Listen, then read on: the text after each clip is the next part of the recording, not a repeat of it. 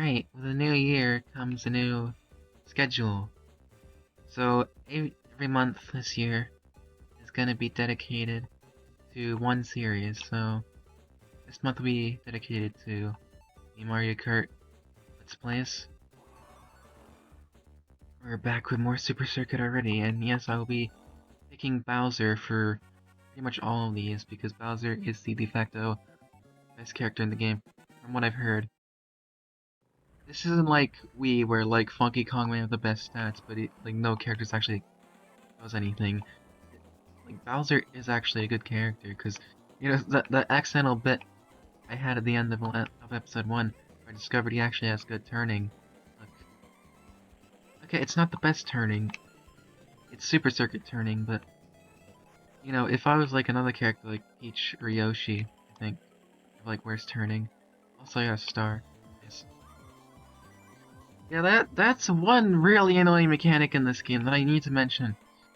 For some reason, the item like RNG is really fucked up in this game.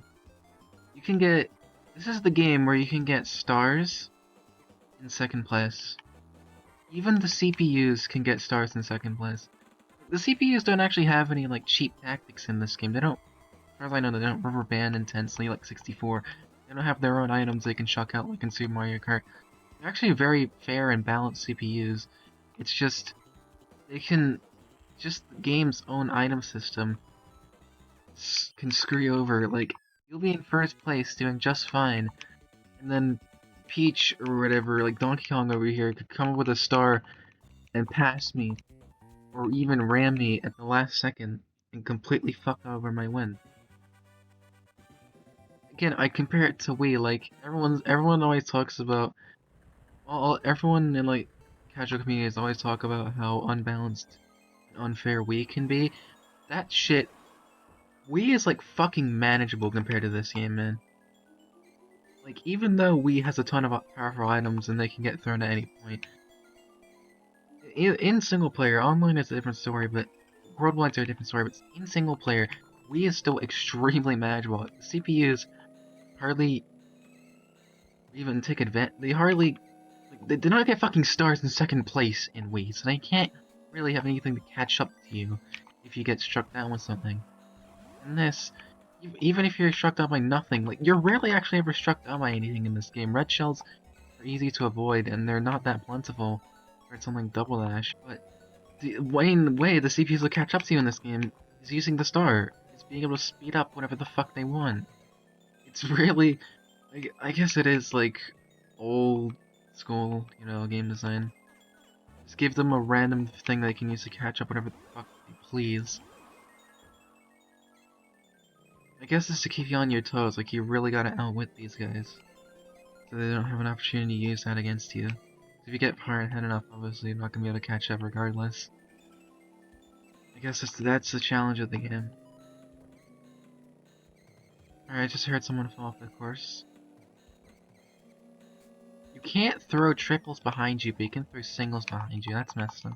If you're wondering why I'm doing so good, I did do a practice run of this cup before I before I went to the bathroom.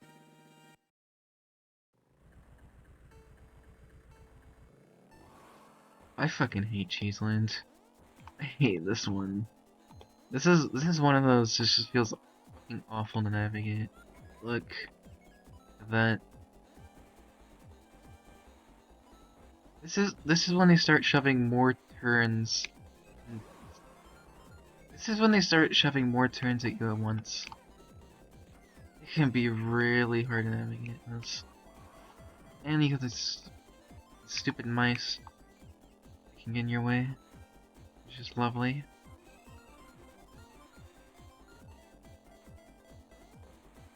For all intents and purposes, this is a desert course. They just named it after cheese, but look at that, that's... The only thing cheese about this is the mice. And, like, the things in the background look like melted cheese. But no, this is a desert course through and through. This is something Super Circuit does a lot more than other Mario Karts. that it will have, you know, my Rabbids brain rot terminology calls these part 2s and 3s to every course. The Bowser Castles even are actually named. But yeah, this would be Desert Part 1, and then Yoshi Desert would actually be Desert Part 2. And that Broken Pier, Boo Lake track we just played as a Part 2 in Broken Pier. And then this is literally Bowser Castle 2. Like, named Bowser Castle 2. They didn't even name anything interesting. They should have, all the Bowser Castles in this game actually have a different background. Like, the first one had I don't really remember what background it had, but this one has, like, arches and walls, big brick walls and statues. The third one is, has a bunch of spires in the background, and the fourth one takes place in sort of, industrial area. So you could have actually, named these based on their background, like you fucking did with Cheeseland. You could have named this you could have actually named this just this is the only Bowser Castle, and then the first one is Bowser Entranceway or something. The third one would be Bowser's Spire, and then the fourth one would be Bowser's Laboratory or something. Something to distinguish them. I mean, they're still the same course with the same music. Something to distinguish them. And it'd be some sort of progression throughout the game. It'd be some cool background progression throughout the game.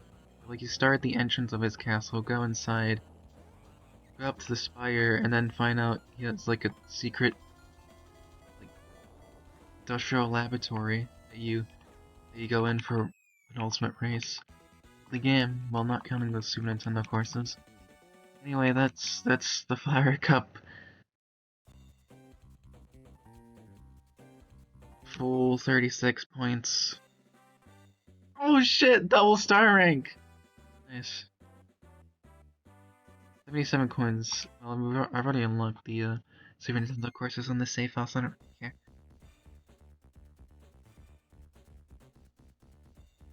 How long? 7 minutes again.